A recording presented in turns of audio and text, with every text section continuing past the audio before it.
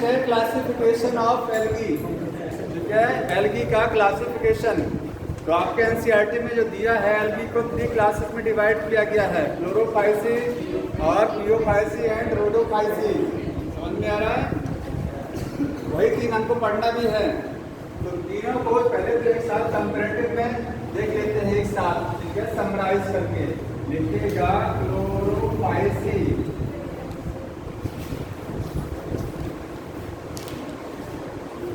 अलग अलग पियोफाइसी और रोडोफाइसी। अलग अलग पढ़ेंगे तो कंफ्यूजन हो जाएगा, कंपैरेटिव पढ़ेंगे तो आपको एक साथ याद हो जाएगा। ठीक है, इतना जगह मैंने छोड़ा ही अलग अलग के लिए छोड़ा है, जिसका फ्यूचर थोड़ा अलग रहेगा उसको यही नोट कर देंगे। Yes sir. जो अलग पॉइंट रहेगा उसको साइड में नोट कर देंगे, बाकी सब ये कंपैरेटिव वाला है। सबसे पहले तो ये जानना है कि कौन सी एल्गी सबसे ज़्यादा प्रिमिटिव होती है और कौन सी एल्गी सबसे ज़्यादा एडवांस होती है। सवाल आता है। ठीक है, एल्गी में कौन सी एल्गी, कोई बताएगा कौन सी मोस्ट प्रिमिटिव एल्गी है?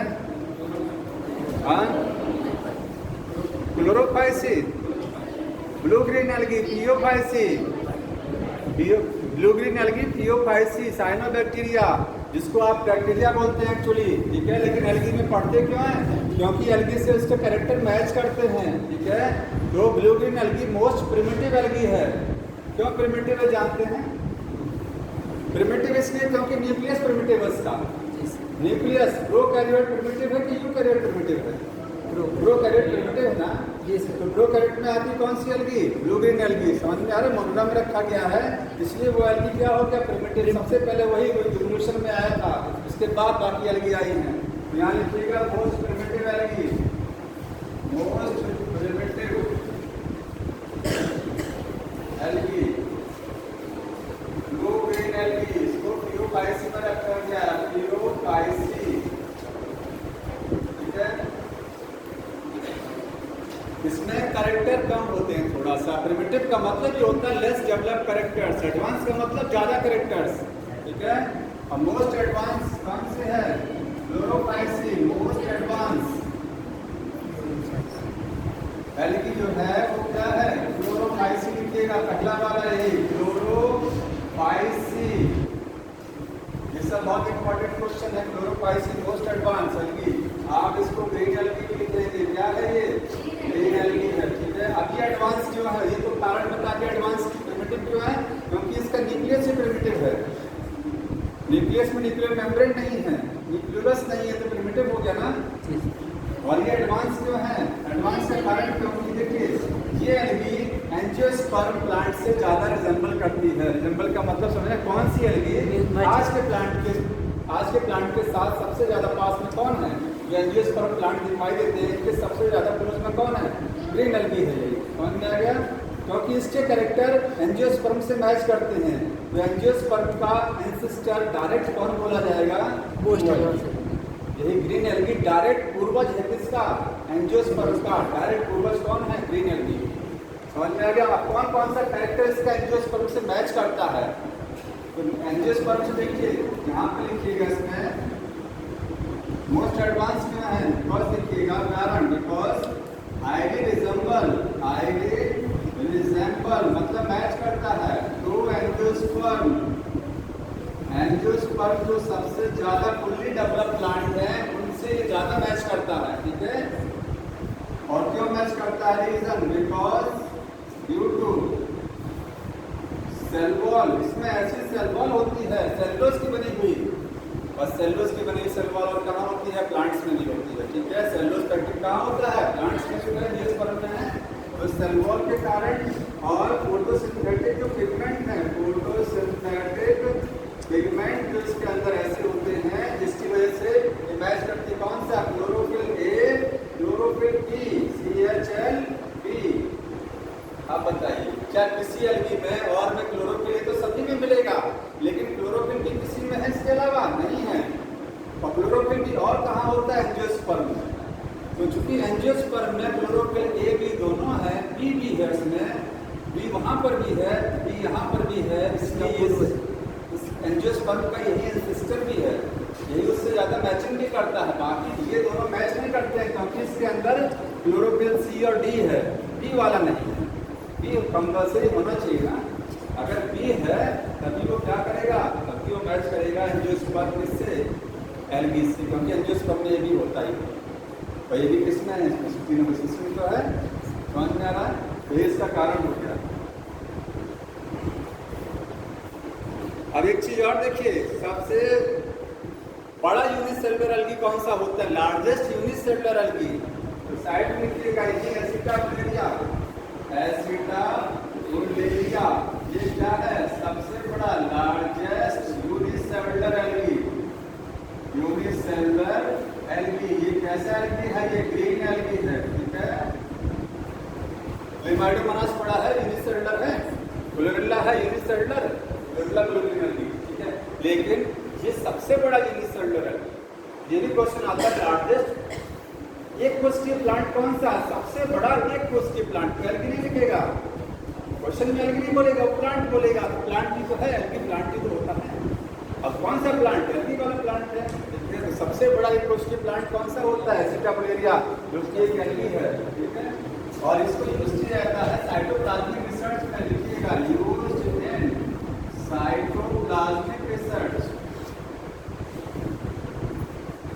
जैसे आपको बताया था ड्रोसोफिला, और एक और नाम बताया था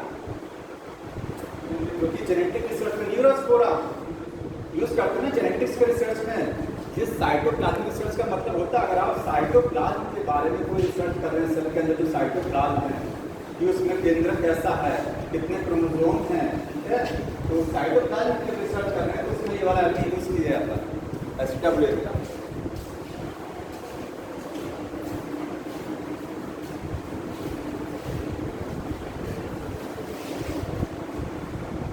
अब स्टार्ट करते, देखिए ये वाला एक तो हो गया थोड़ा सा। अब आप टेबल देखते रहिए, सबके पास बुक में टेबल है ना, उस टेबल को देखते रहिए, वहां से टीचर मैच करेगा। क्लोरोफाइसिन, हैबिट एंड हैबिटेट, सबसे पहले ये कहाँ रहते हैं, तो क्लोरोफाइसिन क्या है, फ्रेश वाटर एल्गी है, कैसा है, fresh water, brackish water, brackish water, और साथ में क्या है, मैराइन भी है, ब्रैकिश वाटर, देखिए तीनों है, फ्रेश वाटर, साल्टी लिखा उसमें, साल्टी लिखा गया होगा, देखिए साल्ट वाटर क्या है, मैराइन भी है ना, तो ये तीनों है। ब्रैकिश वाटर समझना क्या होता है, ऐसा पानी जिसमें साल्ट कम होता है, ऐसा वाटर जिसमें सब नमक क्या है, कम है, ठीक है। जैसे जहाँ पर रिवर, नदी जब होती है, रिवर क्या है, फ्रेश वाटर है ना, रिवर जब समुद्र के साथ मिलता है, ये है ओशियन, और ये क्या है, रिवर है, ठीक है। तो रिवर, ओशियन, समुद्र और नदियां जहाँ मिलती है, उसके बीच के पॉइंट को क्या बोलते हैं, एस्चुरी, क्या बोला जाता है, एस्चुरी। तो बड़ा जियोलॉजी के साथ है एस्चुरी, जहाँ पर नदी इसके साथ समुद्र के साथ मिलती है, बीच में जो एक बॉर्डर बनता है उसको क्या बोलते हैं, एस्चुरी, ठीक है। एस्चुरी में दोनों का पानी मिला होता है, रिवर का भी होता है और समुद्र का, क्योंकि रिवर में साल्ट नहीं, समुद्र में साल्ट है, तो वहाँ तो साल्ट रहेगा, ज़्यादा नहीं रहेगा, क्योंकि जब रिवर का पानी मिलेगा तो साल्ट कम हो जाएगा, साल्टी वाटर कम रहेगा ना वहाँ पर। तो एस्चुरी के वाटर को क्या बोलते हैं, ब्रैकिश वाटर, कौन में आ गया, ब्रैकिश वाटर बोला जाता है। ब्रैकिश वाटर लिख लीजिए, वाटर ऑफ एस्चुरी है ये, मतलब साल्ट क्या होते हैं, यहाँ पर लिखिएगा लो साल्ट है, यहाँ पर लो साल्ट, ठीक। अब देखिए जो क्वेश्चन आता है वो इस तरीके से आता है, क्लोरोफाइसी एल्गी जो है ये सभी में मिलेगा आपको, मैराइन वाटर में मिलेगा, फ्रेश वाटर, ब्रैकिश, लेकिन सबसे ज्यादा कहाँ मिलेगा, फ्रेश वाटर में सबसे ज्यादा मिलेगी, ठीक है। तो यहाँ पे टिक कर लीजिए, मोस्टली फ्रेश वाटर ही है, कौन में आ रहा है, थियोफाइसिन फ्रेश वाटर में रेयर मिलेगा, फ्रेश वाटर में क्या है, बहुत रेयर है, रेयर का मतलब बहुत कम, बहुत ज्यादा कम है फ्रेश वाटर में। मैक्सिमम क्या है, मैराइन होती है मैक्सिमम, इसमें मैक्सिमम मैराइन है, इसमें दोनों है, दोनों इसमें भी है, लेकिन इसमें दोनों का मतलब 60 और 40 और 70 और 30 का रेशो समझिए, और यहाँ 95 और 5 का रेशो समझिए। रेयर का मतलब ये बहुत ही ज़्यादा कम है, यहाँ बहुत ज़्यादा कम नहीं होता दोनों, ठीक है। लेकिन ज़्यादा कौन सा होता है, फ्रेश, दोनों होते हैं अच्छे खासे, और यहाँ क्या एक बहुत ज़्यादा एक बहुत कम, ऐसे यहाँ पर फ्रेश वाटर और क्या है मैलाइन, और साथ में बुक में आपके ब्रैकेट्स भी लिखा गया होगा, ठीक है, इसमें भी लिखा ना ब्रैकेट्स वाटर, इसमें भी लिख दीजिए। तो वो ज़्यादा कोई मतलब नहीं है, मेन इसी से मतलब है, ये मेन जो लिख दिया है इससे मतलब है। क्लोरोफाइसिस ग्रीन एल्गी कभी भी जो है ज़्यादा साइड सर्वाइव नहीं कर पाती है, अगर ज़्यादा नमक हो जाएगा पानी में तो वो जिंदा नहीं रहेगा, इसलिए उसको लो वाटर लो सॉल्ट चाहिए। समझ में आ गया जनरली, ये हो गया हैबिटेट हैबिटेट। इसके बाद पिगमेंट कौन सा होता है, क्लोरोफिल ए और क्लोरोफिल बी। एनसीईआरटी में ये लिखा गया, आप भी पढ़ेंगे इसमें क्लोरोफिल ए क्लोरोफिल सी, साथ में लिकोजेंथिन अलग चीज है। लिकोजेंथिन क्या लिखा गया, लिकोजेंथिन अभी बता रहे हैं आपको, साथ में देखिए जब आप थ्योरी पढ़ेंगे इसका टेबल बनेंगे, वो चीज थ्योरी पढ़ेंगे उसमें लिखा गया है कैरोटिनॉइड्स, वर्ड लिखा गया देखिए कैरोटिनॉइड्स और जेंथोफिल भी होता है, यहाँ थ्योरी में लिखा गया है कैरोटिनॉइड्स कैरोटिनॉइड्स और साथ में क्या है जेंथोफिल्स हैं, ठीक है, समझ में आ गया। ये सब पिगमेंट है, ये कैरोटिनॉइड येलो कलर का पिगमेंट होता है, ठीक है, और यहाँ पर क्या है क्लोरोफिल ए और क्लोरोफिल डी हो जाता है, क्लोरोफिल बी, ठीक है। अब इसके साथ में देखिए यहाँ पर तो कुछ नहीं लिखा, यहाँ लिखा गया होगा पिकोजेंथिन, ठीक है, और इसमें क्या लिखा गया पाइक्रोएथ्रिन, यहाँ पर एक पिगमेंट और है पिकोजेंथिन, और यहाँ क्या है फाइकोएथ्रिन, फाइकोएथ्रिन, समझ में आ रहा है। अब देखिए यहाँ पर पिकोजेंथिन की वजह से ब्राउन एल्गी ब्राउन होती है, क्योंकि इसका कलर कैसा है ब्राउन कलर का पिगमेंट है, ये कैसा पिगमेंट है ब्राउन, कैरोटिनॉइड येलो होता है। तो जब ब्राउन एल्गी में पिकोजेंथिन की मात्रा बढ़ती जाती है तो ये ब्राउन एल्गी शुरुआत में क्या होती है, जब नया ब्राउन एल्गी बनता है तो येलो होता है, ठीक है, कैसा होता है येलो, कुछ येलोइश, ठीक है, या ऑलिव ग्रीन कलर का होता है, जैतून का जो कलर होता है ऑलिव ग्रीन, लेकिन जैसे जैसे एल्गी ओल्ड होती जाती है पिकोजेंथिन का परसेंटेज बढ़ता जाता है और ब्राउन होती जाती है, तो एल्गी में जो ब्राउन कलर इसका आता है वो पिकोजेंथिन की वजह से आता है। ये क्या है brown colour, brown colour provide कराएगा, ठीक है, ये ब्राउन कलर का होता है पिकोजेंथिन पिगमेंट, समझ में आ गया। फाइकोएथ्रिन कैसा कलर है, रेड कलर का होता है, ये रेड कलर है, रेड कलर, ठीक। अब इसमें लिखा गया है रोडोफाइसिस जो एल्गी है इनकी खासियत होती है कि ये कहाँ कहाँ समुद्र में तो मिलेगा, लेकिन ओशियन में आपको गहरे समुद्र में मिलेगा, ठीक है। तो जनरली ये डीप वाटर में होती है, डीप वाटर जहाँ लाइट कम पहुँचती है, और चूंकि डीप वाटर में टेम्परेचर हाई होता है, ये नहीं जानेंगे, प्रेशर हाई होता है, जितना नीचे समुद्र में चलते चले जाएंगे तो प्रेशर क्या हो जाएगा बढ़ जाएगा, क्योंकि पानी का दबाव जो है जितना वाटर ऊपर रहेगा नीचे बढ़ेगा तो वाटर का परसेंटेज बढ़ेगा, तो नीचे क्या प्रेशर बढ़ेगा और टेम्परेचर बढ़ेगा, ठीक है। तो हाई थोड़ा टेम्परेचर ज़्यादा होता है और क्या यहाँ पर प्रेशर, समझ में आ गया। तो डीप ओशियन में मिलेगा, डीप ओशियन में मोस्टली मिलता है, मोस्टली डीप ओशियन का, लेकिन कभी कभी क्या है सरफेस ऑफ वाटर भी मिल जाता है, आपकी बुक में छोटी बुक में मेंशन है तो पढ़ना ही पड़ेगा, ठीक है।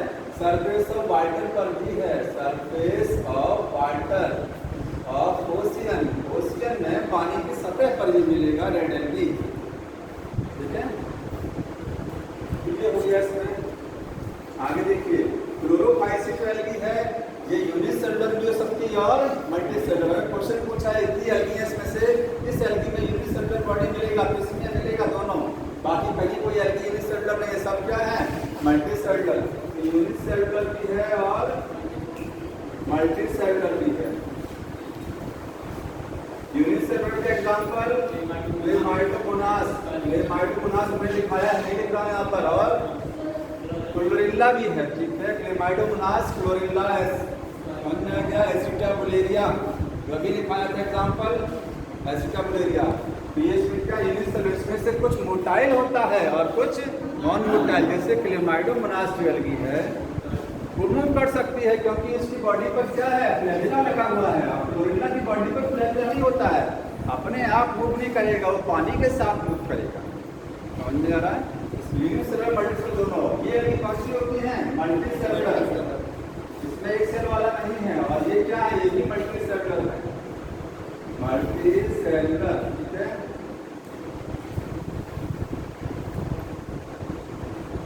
Cell wall. इसके बाद देखिए सेल वॉल आप उसमें से देख के लीजिएगा। सेल वॉल जो है इसमें सेलुलोज का बना है। कौन सा है? सेलुलोज। ठीक है, यहाँ पर सेलुलोज प्लस एल्जिन है लिखा हुआ। सेलुलोज प्लस एल्जिन नहीं होता, बाहर एल्जिन होगा, अंदर सेल वॉल में सेलुलोज होगा। ठीक है, और इसकी सेल वॉल कैसी होती है? Cellulose pectin polysulphonate ester. Protoplasm में सेल वॉल कैसी होती है? सेलुलोज हो गया, पैक्टिन हो गया और पॉलीसल्फोनेट एस्टर।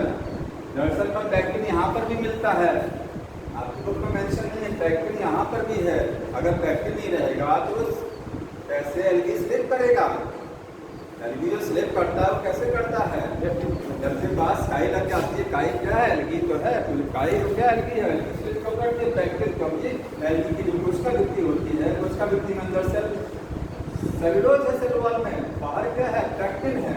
और पैक्टिन वाटर के साथ रिएक्ट करके क्या हो जाता है? स्लिप पे नेचर दे देता है। ठीक है, वहाँ पर भी पैक्टिन है। लेकिन जो आपके बुक में मेंशन एग्जैक्ट वही पढ़ना है। क्वेश्चन एग्जैक्ट वैसे ही आता है। अगर वो ऑप्शन में लिखेगा कि यहाँ सेलुलोज है, ठीक है, और सेलुलोज प्लस पैक्टिन वहाँ लिखा हो तो वो ऑप्शन सही किया जाएगा, क्योंकि जैसा लिखा वैसे किया जाएगा। इसमें समझ में आ रहा है?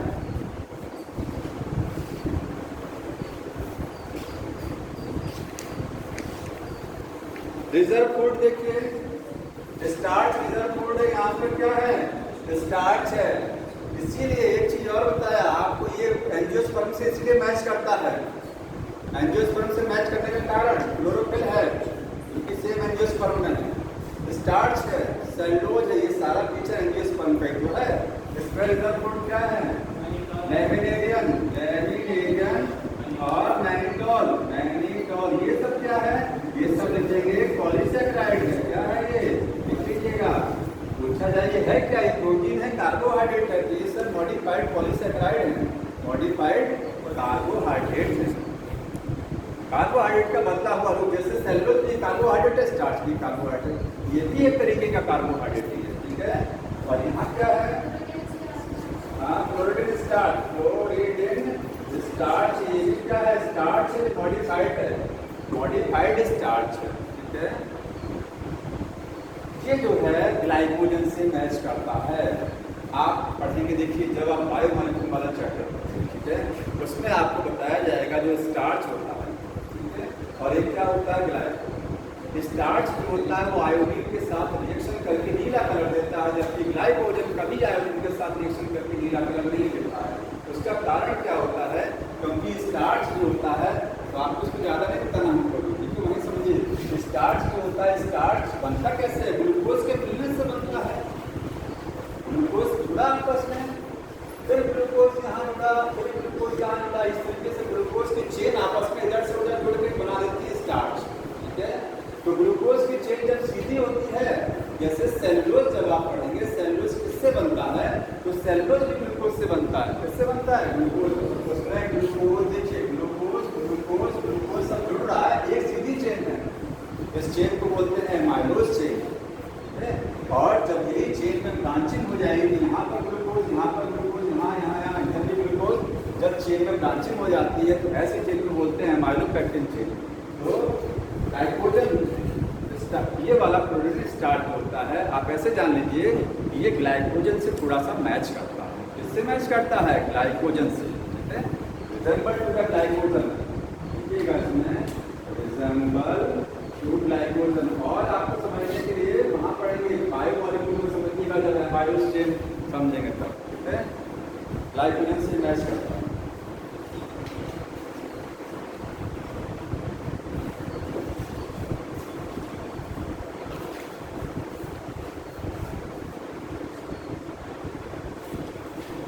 अब देखिए, इसमें एक खासियत होती है इस वाले में जो स्पेशल है, इसमें पायरिनॉइड्स होते हैं। पायरिनॉइड्स। स्टार्च तो रिजर्व फूड है ही है, खाना जो है स्टार्च की फॉर्म में इकट्ठा होगा, लेकिन एक स्ट्रक्चर और होती है, इसको क्या बोलते हैं? पायरिनॉइड्स। वो स्टार्च को इकट्ठा करती है, ठीक है, जो आपको वहां कहीं नहीं मिलेगा। डाई एटम है, अब सोचिए पाइरूवेट कहाँ होता है, लिखाया था एक बार मैंने। पाइरूवेट जानते हैं क्या है? जब प्रोटीन, बीच में प्रोटीन है, प्रोटीन के चारों तरफ जब स्टार्च इकट्ठा हो जाता है, अंदर प्रोटीन है सेंटर में, बाहर क्या है? स्टार्च इकट्ठा है उसके चारों तरफ। इस संरचना को क्या बोलते हैं? पाइरिनॉइड। यही है पाइरिनॉइड, ठीक है। ये आपको कहाँ कहाँ मिलेगा? लिख लीजिए पाइरिनॉइड।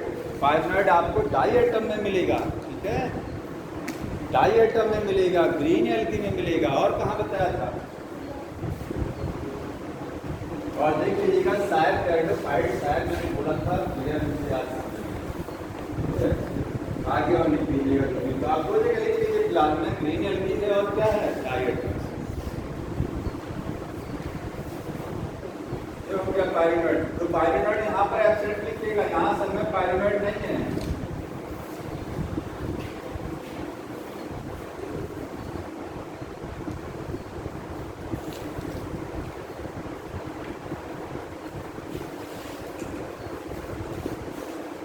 अब इसके बाद रिप्रोडक्शन देखिए, इसको हटा दे रहे हैं, रिप्रोडक्शन। अब ये ज्यादा तो नहीं हो रहा, बताइए, हाँ ज्यादा तो नहीं लग रहा है।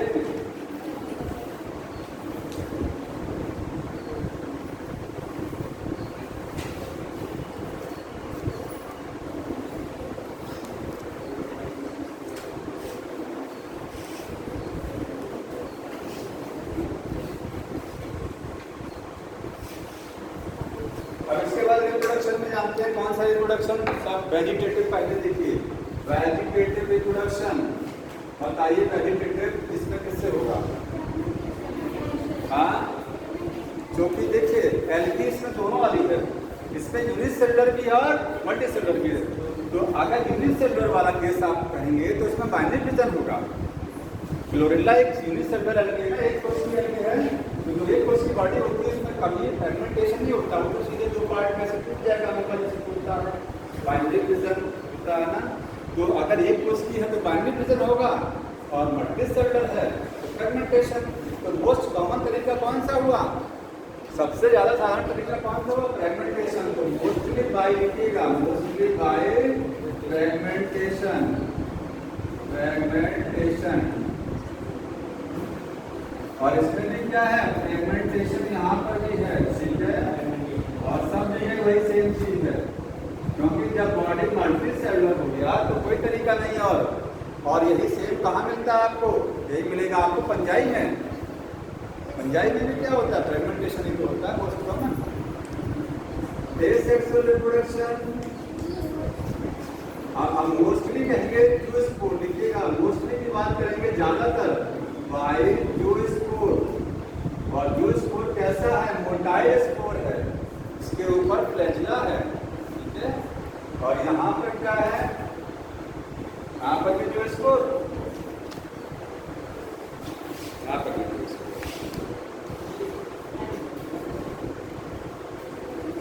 जूस्पोर, ठीक है। यहाँ पर भी जूस्पोर से मोस्टली होगा, समझ में आएगा, ठीक है।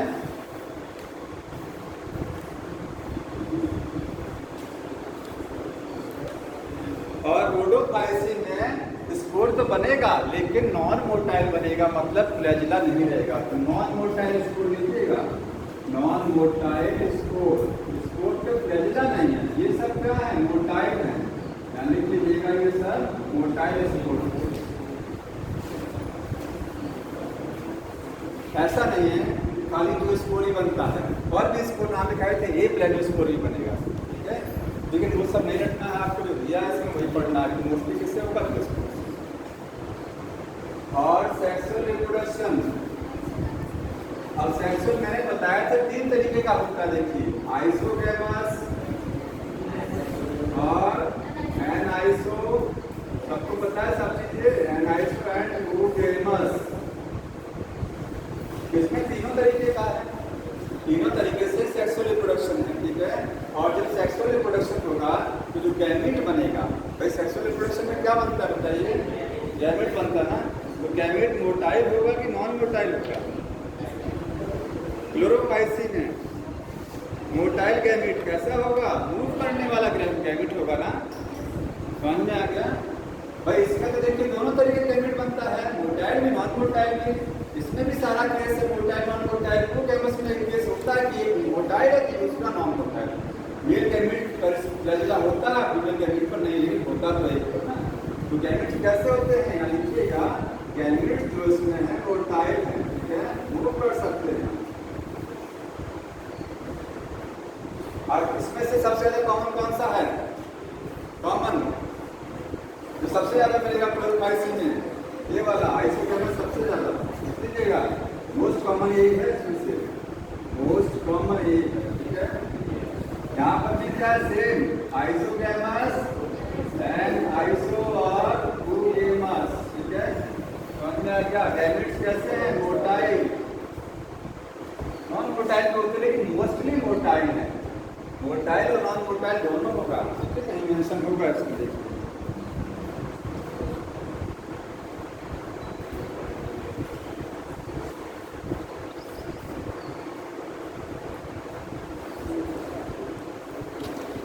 सब जगह मोटाइल। अब देखिए यहाँ जो गैमेट होते हैं और जो यहाँ जो गैमेट होते हैं उनमें अंतर है। अंतर क्या है? इसमें जो गैमेट होगा, ठीक है, इसमें जो गैमेट होगा, ये गैमेट मान लीजिए इस पर फ्लैजेला की संख्या 2 से लेकर के 8 फ्लैजेला होते हैं। ये रखिएगा 2 से लेकर के 8 फ्लैजेला इसमें मिलेंगे गैमेट पर। और फ्लैजेला कहाँ होंगे? टॉप पर लगे होंगे, एपिकल होगा। 2 से लेकर के 8 संख्या होगी और एपिकल, जो चीज पढ़ना है टॉप पर लगा होगा और संख्या 2 4 से कुछ भी हो सकती है। और यहाँ पर क्या है? 2 फ्लैजेला, 2 फ्लैजेला होता है, 2 फ्लैजेला होगा और गैमेट, गैमेट के ऊपर 2 ही फ्लैजेला है। और लेटरल, लेटरल का मतलब पोजीशन कहाँ है? लेटरल। जैसे देखिए ये है फ्लैजेला और फ्लैजेला ऊपर ना होकर के एक इधर और एक इधर, देख रहे हैं किनारे हो गया फ्लैजेला, ऊपर नहीं है, संख्या 2 है लेकिन किनारे हो गया। और यहाँ क्या केस होता है? एक ही साइड में इसका फ्लैजेला होता है, फ्लैजेला नहीं है, ठीक है। नॉन मोटाइल गैमेट है, नॉन मोटाइल गैमेट मूव नहीं कर सकता। नॉन मोटाइल का मतलब फ्लैजेला नहीं है, फ्लैजेला एब्सेंट। मोटाइल माने चलने वाले। हाँ, मोटाइल माने चलने वाले। अब एक चीज और देखिए, क्वेश्चन इसमें आएगा जिसमें आइसोगैमी एंड लिखा है, इसमें भी तीनों केस लिखा गया। इसमें केवल होता हो गैमी, क्या होता है? क्लोरोपाइसिन में केवल और केवल हो गैमी होता है। यहाँ लिखिएगा ओनली हो गैमी, ओनली गैमस टाइप। सेक्सुअल रिप्रोडक्शन कौन सा होता है? वो गैमस टाइप का होता है। अब आपने पढ़ा हो गैमस में तो बताया है कि एक छोटा और एक बड़ा। छोटे पर फ्लैजेला होता है, बड़े पर नहीं होता है। एक तो गैमस केस है, ठीक है ना, समझ रहे ना। तो वहाँ तो हमने लिखा है कि नॉन मोटाइल हो गया और वो गैमस तो समझ में आ रहा है कि वो गैमस होगा, ठीक। वो गैमस में एक बड़ा होगा, गैमेट एक छोटा होगा, एक पर फ्लैजेला होता है, एक नहीं होता है। लेकिन ये गैमेट नॉन मोटाइल क्यों होते हैं? क्योंकि ये रहते हैं कहाँ पर? समुद्र में। समुद्र में अगर फ्लैजेला मान लीजिए है भी, तो फ्लैजेला का कोई काम नहीं होता है। पानी का धारा इतना तेज होता है, सुनामी मतलब जो वाटर करंट समुद्र में होती है कि वो गैमेट को पहुंचा देती है दूसरी जगह। तो उसमें कोई रोल नहीं है फ्लैजेला का। फ्लैजेला का कोई रोल ही नहीं है। अगर है भी तो वो कोई रोल नहीं है। समझ में आ गया? तो अगर है तो वो गैमस बोला जाएगा ना। एक पर है, मान लीजिए छोटे पर है, बड़े पर नहीं, वो गैमस हो गया। लेकिन नॉन मोटाइल का मतलब इसका कोई रोल ही नहीं है। ये वाटर करंट से मूव करते हैं, पानी की धारा के साथ ही मूव करते हैं।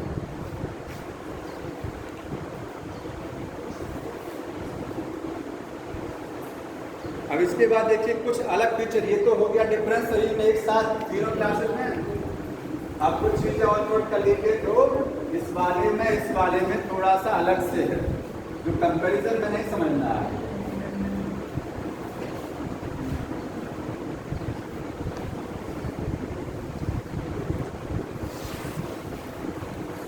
बहुत आसान नहीं है इस चैप्टर को याद करना। क्लोरोपाइसिन में देखिए एक चीज और है इसमें। क्लोरोपाइसिन में आप लिखिएगा उसमें जो कारा है, कारा, ठीक है, इसका जो मेल सेक्स ऑर्गन बोलता है मेल सेक्स ऑर्गन, और एक क्या है फीमेल सेक्स ऑर्गन होता है। आप बताइए मेल सेक्स ऑर्गन को एल्गी में क्या बोलते हैं? एंट्रीलिया। क्या बोला जाता है? एंट्रीलिया। फीमेल सेक्स ऑर्गन का नाम क्या बताया? आर्चिक होने नहीं बोलेंगे, आर्चिक डायफाइटस। जहाँ पर मेल सेक्स ऑर्गन को बोलते हैं ग्लोब्यूल, और ये है नॉक्यूल। ग्लोब्यूल और ये क्या है? नॉक्यूल। लिखिएगा, फीमेल वाला नॉक्यूल है, इसको नोट कर लीजिएगा। हाँ, ये क्वेश्चन कभी कभी आता है कि कारा का मेल सेक्स ऑर्गन का नाम क्या है और इसके फीमेल सेक्स ऑर्गन का नाम क्या है। ठीक है, कारा का डायग्राम आपकी बुक में बना हुआ है, कारा एल्गी का, बड़ी एल्गी है। ठीक,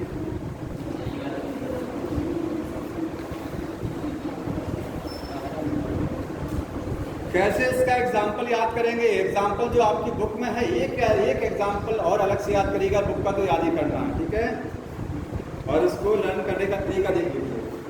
एग्जाम्पल क्लोरोफाइसिन में एग्जाम्पल्स,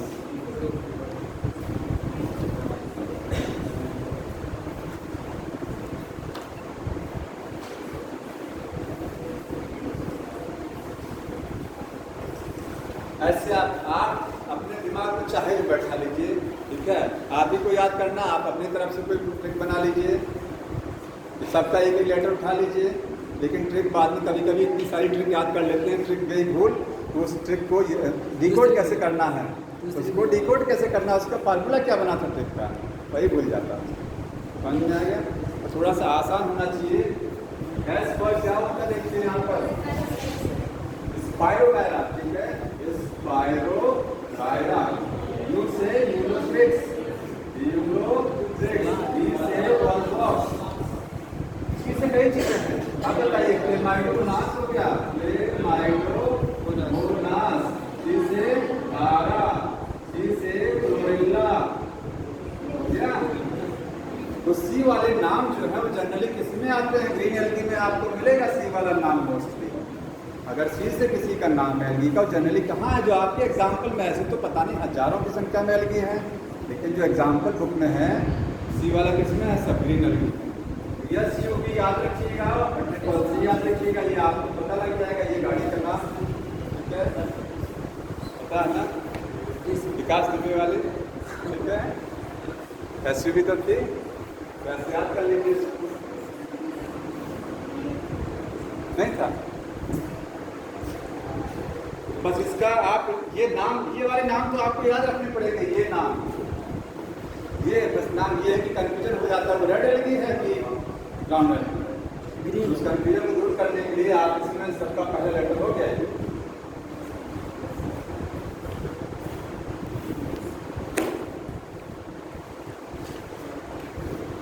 एग्जाम्पल सब इसी का पढ़िएगा। ठीक है, इसी का आता ही है। इसके बाद क्लियोफाइसी में थोड़ा सा देखिए, कुछ चीजें अलग हैं क्लियोफाइसी के बारे में।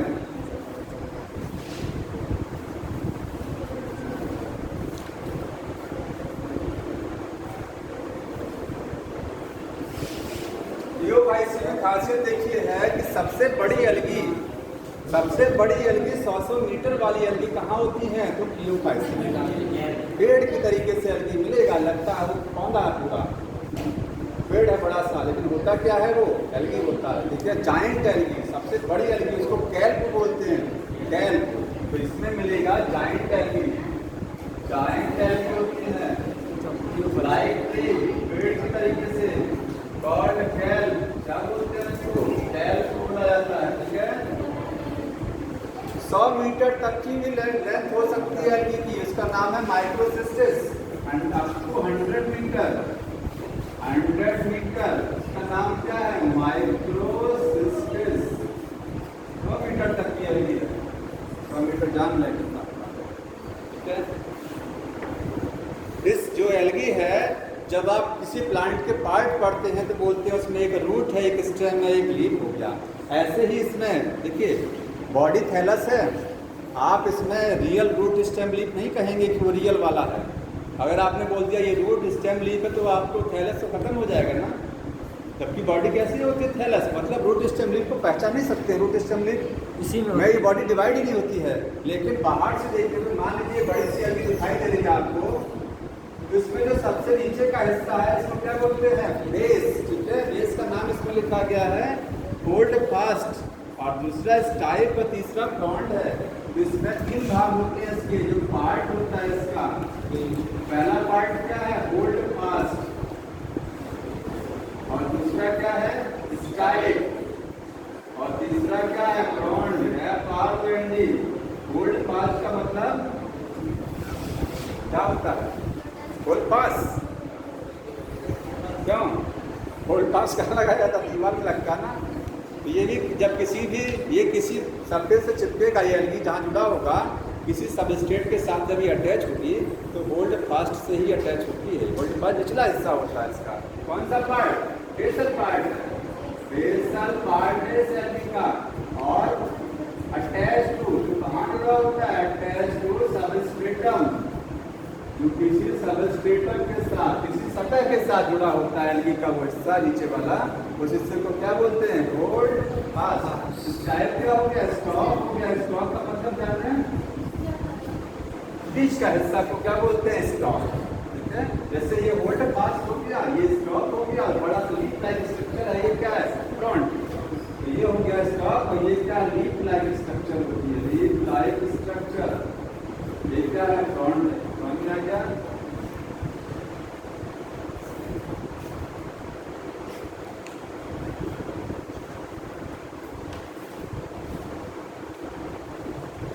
इसमें एक चीज़ और लिख लीजिएगा, इसके चाहे सेक्सुअल ए सेक्सुअल वाला स्पोर हो, जैसे जो स्पोर ए सेक्सुअल में बनता है ना, और या फिर जो गैमीट हो, सेक्सुअल रिप्रोडक्शन में गैमीट बनता है, इसमें जो गैमीट होते हैं या स्पोर होते हैं, सबकी संरचना नाशपाती की तरीके से होती है, पीरियड शेप। इसी में होता है पीरियड शेप। देखिएगा यहाँ पर ये क्या है? पीरियड शेप ए सेक्सुअल स्पोर।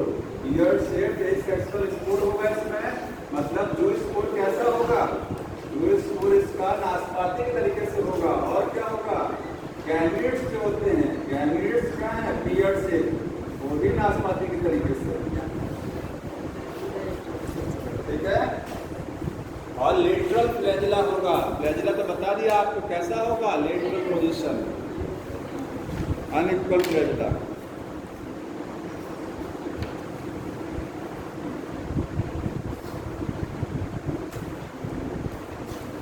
अब इसका एग्जाम्पल देखिए।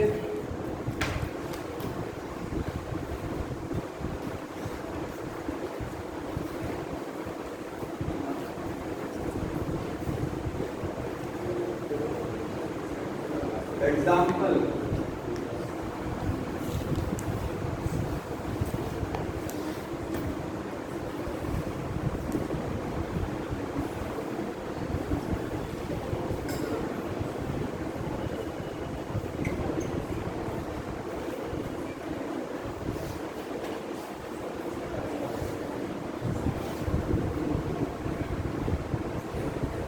इसका नाम डिक्ट्यूटा,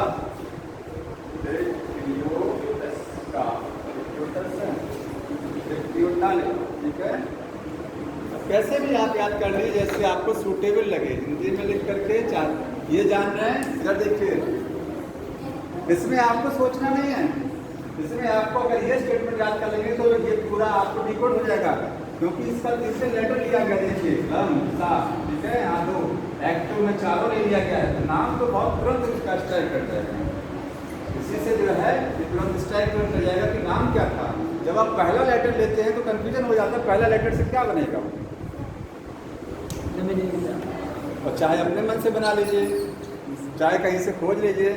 ठीक है, अब यूट्यूब पे डालेंगे बहुत सारा ट्रिक आ जाएगा एलगी का रटने का, जो आपको सूटेबल लगे, जैसे याद हो जाए वैसे पढ़ लीजिए उसको।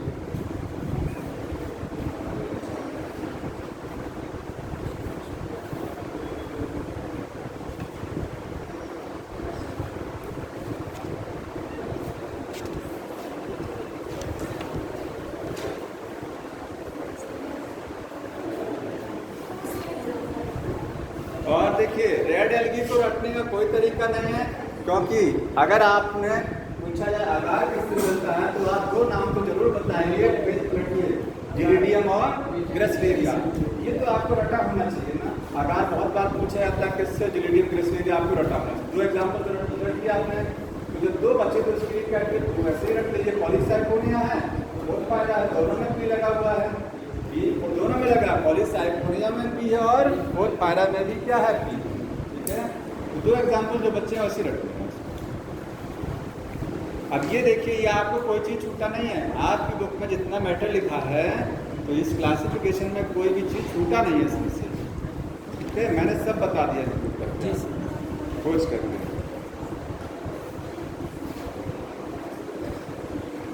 एल्गी का नुकसान जानते हैं क्या है? एल्गी कैसे हार्मफुल होती है हमारी बॉडी के लिए, किसी के लिए हार्मफुल कैसे एल्गी? कल बताया था कि एग्जाम्पल आपको, चाय की पत्तियों में रेड रॉट बीमारी, रेड रॉट, ठीक है, सिम्पोजुरस एक एल्गी का नाम है जो रेड रॉट ऑफ टी करती है। एक और होता है, लिख लीजिएगा, एल्गल ब्लूम। एल्गल ब्लूम जो है वो भी हार्मफुल इफेक्ट एल्गी का है। ठीक है, तो हार्मफुल इफेक्ट लीजिएगा तो वो है harmful effect of algae. Algae का नुकसान क्या है? पहला है रेड रॉट ऑफ टी, चाय की पत्तियों पर लाल लाल क्या बन जाते हैं, चकत्ते बन जाते हैं। इससे होता है सिम्पोजुरस एल्गी से, ल्यूमरस एल्गी, ल्यूमरस एल्गी। ठीक है, और दूसरा है जो सबसे बड़ा कारण एल्गल ब्लूम। पता है किसको एल्गल ब्लूम क्या है?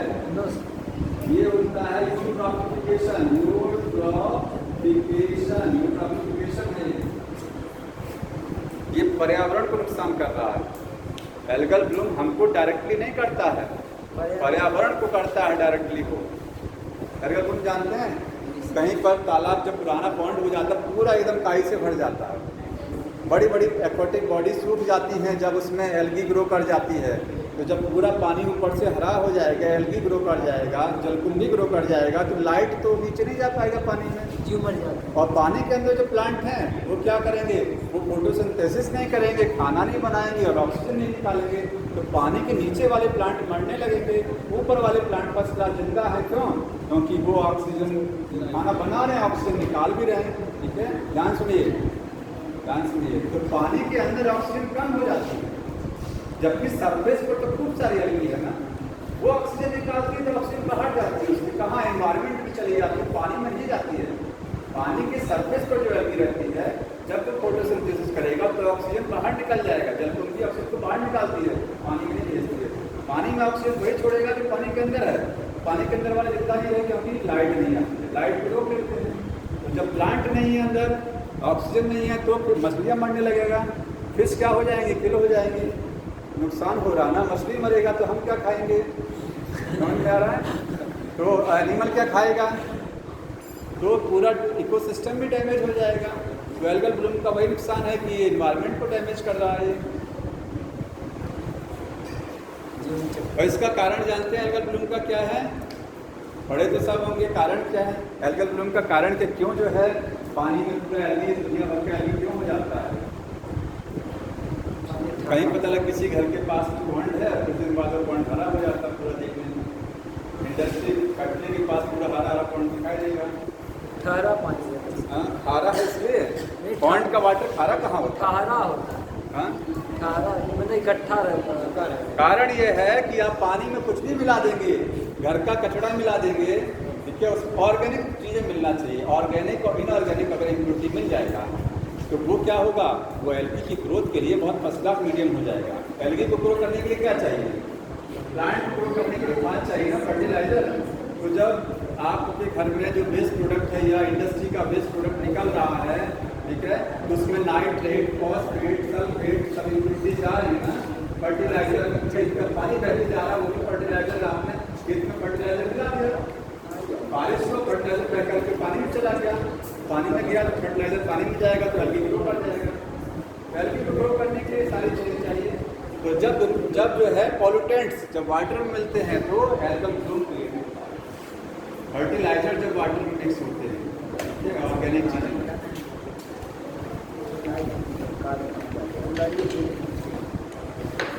अब इसमें किसी को कुछ पूछना हो तो बताइए। एल्गी वाला टॉपिक ये हो गया है खत्म।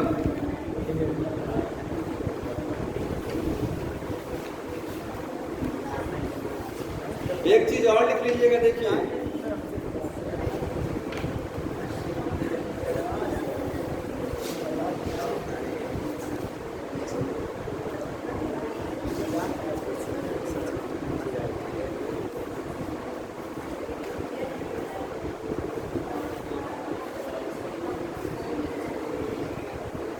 स्पारुलिना, इस लास्ट में बताता है स्पारुलिना और एक क्लोरेला है। एल्गीन का जब आपको इम्पोर्टेंस बता रहा था तो बोल रहे थे स्पेस ट्रैवलर जो जाते हैं इसको लेकर जाते हैं खाने को, इसको अपने साथ लेके जाते हैं। क्यों? क्योंकि इसका दो फायदा है। ये दोनों ग्लोबुलिन एल्गीन है, याद रखिएगा। ये क्या है? ग्लोबुलिन एल्गीन के अंदर में दोनों साइनोबैक्टीरिया हैं, ये दोनों बीजी है। ठीक, इसको ले जाते हैं स्पेस ट्रैवलर अपने साथ, क्योंकि जब ऊपर जाते हैं तो ऑक्सीजन का सिलेंडर ले जाते हैं। तो मान लीजिए ऑक्सीजन कम पड़ रही है तो इससे ऑक्सीजन ले लेंगे, ठीक है, क्योंकि ऑक्सीजन का सोर्स है ये क्या है? ग्लोबुलिन एल्गीन साइनोबैक्टीरिया है। समझ में आ गया? ऑक्सीजन को रिलीज कराएगा, ऑक्सीजन का सोर्स है, साथ में प्रोटीन का भी सोर्स है। खाना फूड सप्लीमेंट है। क्या है ये? फूड सप्लीमेंट इससे मिलेगा। तो आप इतना लिखिएगा, क्यों ले जाते हैं? क्योंकि सोर्स ऑफ प्रोटीन है। ये क्या है? सोर्स ऑफ प्रोटीन, ठीक है, और साथ में क्या है? सोर्स ऑफ ऑक्सीजन भी है। और कोई बताएगा कौन सी प्रोटीन का सोर्स है ये? माइक्रोसिल्ला ह्यूमन वेलफेयर चैप्टर किसी ने पढ़ा है? सिंगल सेल प्रोटीन पढ़ा किसी ने? नहीं पढ़ा सिंगल सेल प्रोटीन? प्रोटीन कौन बनाता है? अच्छा बताइए, प्रोटीन बनाता कौन है? दाल है, पल्स, जो दाल वाले प्लांट होते हैं उनको हम खाते हैं, प्रोटीन मिलता है। मीट खा लेंगे, प्रोटीन, मछली प्रोटीन। तो प्लांट, पल्सेस वाले प्लांट, मीट हो गया, ये सब मल्टी सेलुलर है। ये सब बॉडी क्या है? मल्टी सेलुलर से प्रोटीन। तो हमको जो प्रोटीन खाते हैं नॉर्मली वो कहाँ से मिलता है? मल्टी सेलुलर से। क्या कोई एक कोशिकीय जीव भी प्रोटीन बनाता है? तो जब एक कोशिकीय जीव प्रोटीन बनाएगा तो उसको बोलेंगे सिंगल सेल प्रोटीन। वो सिंगल सेल ने बनाया। किसने बनाया? बैक्टीरिया।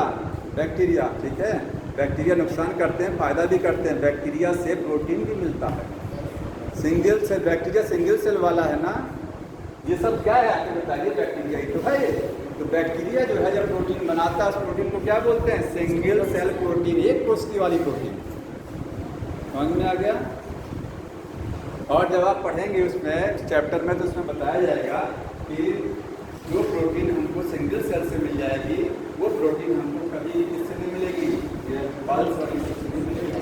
क्योंकि बैक्टीरिया आप कितनी थोड़ी सी जगह में बैक्टीरिया ग्रो करा लीजिए और एक बीघे में कितनी करा लीजिए, मैं आपको ज़्यादा प्रोटीन मिलेगा। बताइए कारण क्या? छोटी सी प्लेट में आपने बैक्टीरिया ग्रो करा के प्रोटीन ऑप्टेन कर लिया और आप खेती कर डालिए दुनिया भर का, उसमें उतनी प्रोटीन नहीं मिलेगी दाल उगा करके। क्यों?